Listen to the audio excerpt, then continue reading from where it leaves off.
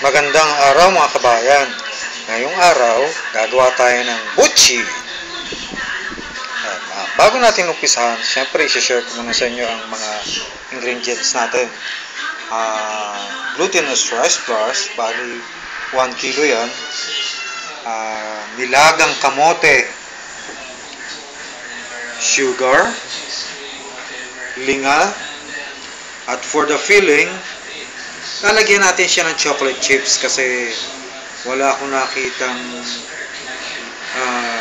halayang ube sa palengke kanina, kaya chocolate chips ang gagamitin natin.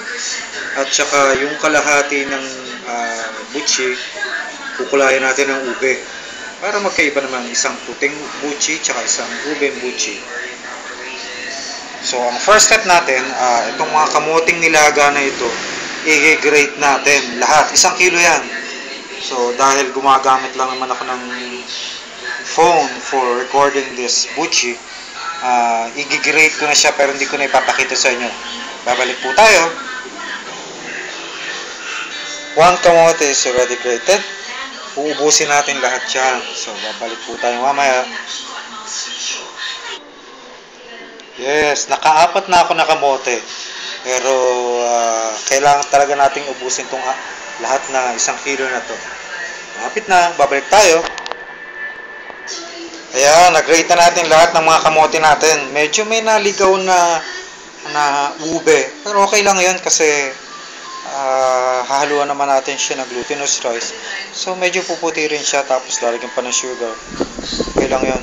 So, ayan, next natin gagawin ay hahalin na natin itong 1 kilo glutinous rice flour at ang sugar.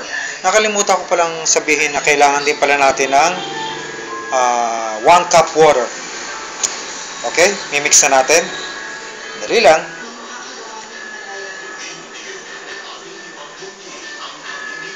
Lalagyan natin dahan-dahan ng glutinous rice flour natin.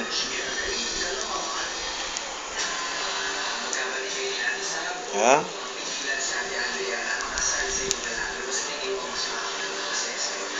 Ayan, nalagyan na natin yung 1 kilo of glutinous rice flour. Mukhang napakadami, no? Pero mamaya pag nahalo na natin to at pagka ginawa na natin siyang parando, medyo i-impist rin siya dahil wala pa siyang liquid. Kaya i-start na natin siyang haluin. Okay?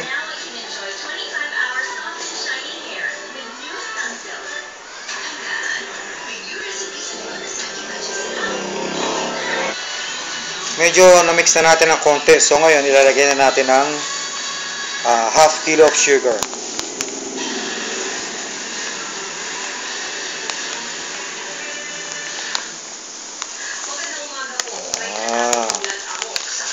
Tapos mamaya pagka na-mix na natin lahat ito, pagka na-incorporate na natin lahat, lalagyan na natin siya ng liquid o water.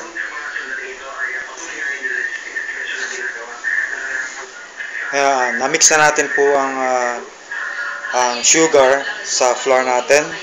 Ngayon maglalagay na tayo ng tubig. Maglalagay lang tayo ng well sa gitna. Tapos lalagyan natin siya unti-unti, no?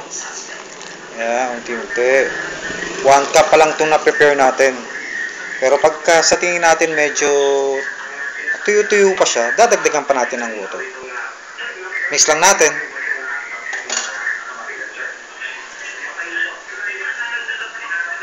After mixing everything, ito na po yung kinilabasan. Parang siyang dough ng tinapay, no?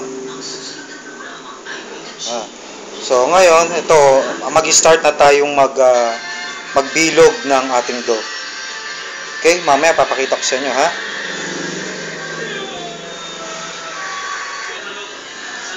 Ayan, naghugas na ako ng kamay. Ngayon, kukuha ngayon tayo ng amount na kaya natin. Bibilugin lang natin ng ganyan. Ayan. Bilugin natin siya. Magbibilog muna tayo. Tapos, papakita ko sa inyo kung paano naman mag-insert ng filling.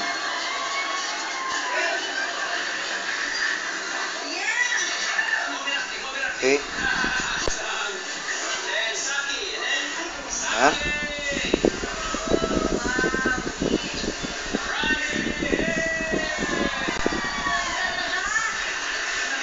Parang naglalaro lang, di ba? Yan. Yan. Nakatatlo na tayo. Oh.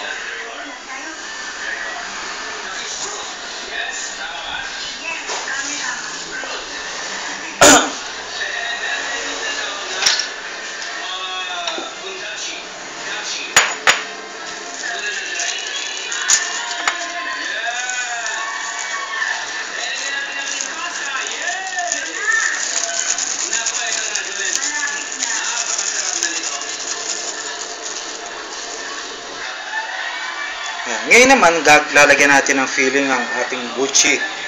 Okay. Ang gagawin natin, gagawa lang tayo ng hollow space sa ating buchi. Ayan, ganyan. Puputasan lang natin. Tapos, kukuha tayo ng chocolate chips. Okay? Or kung meron kayong ube halaya, mas maganda. Or kaya pinuray na langka, tapos bubuin nyo, mas maganda rin. Tapos, medyo ipe-press lang natin siya ganyan para i-close. Okay? Nakuha nyo? Tapos, ibibilog uli natin dahil hawak ko po ang camera. So, hindi ko na mapapakita uli sa inyo kung paano magbilog. Pero, after ko mabilog, papakita ko uli sa inyo dahil lalagay naman natin dito sa linga. Alright? Dahil lang po.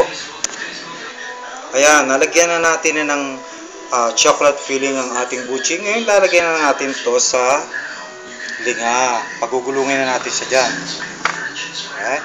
Basta makuot lang ng linga ang buchi natin. And then, we'll go to the next step. I'm frying na. Ayan, excited na ako. Okay? Tabi lang natin dito. Isa pa. Tignan nyo, hindi na natin kailangan pa siyang basahin. Kasi dahil glutinous rice ang gamit natin, hindi may idikit na siya ng kusa. May napanood ako sa YouTube na rice flour lang ang gamit niya. Medyo matigas yung ganun. Ito, gamit natin ay glutinous rice flour. Alright, last one. And then ngayon, nagpapainit na ako ng mantika natin. Bali, I'm going to use half liter of vegetable oil para makita ninyo kung paano talaga niluluto ang buchi. Alright? Yan, mainit na po ang ating mantika. So, idadrop na natin ang ating buchi sa mainit na mantika. Sahayan lang natin siya maging golden brown. And then we will check later kung anong lasa ng ating buchi.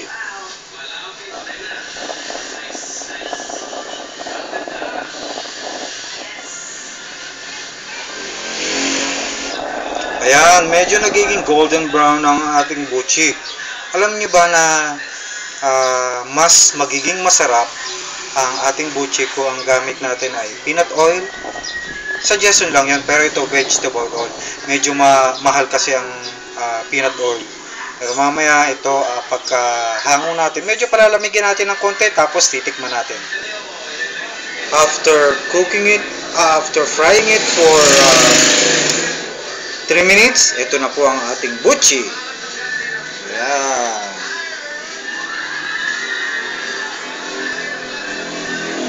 Tikman natin kung masarap.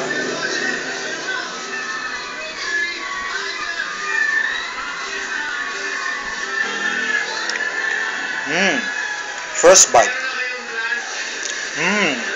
Ang lagkit. Tapos tamang-tama lang yung sugar niya. Ayun, nakikita na natin yung chocolate filling, oh. Wow! Oh, paano? Try nyo na! Bye! Thank you!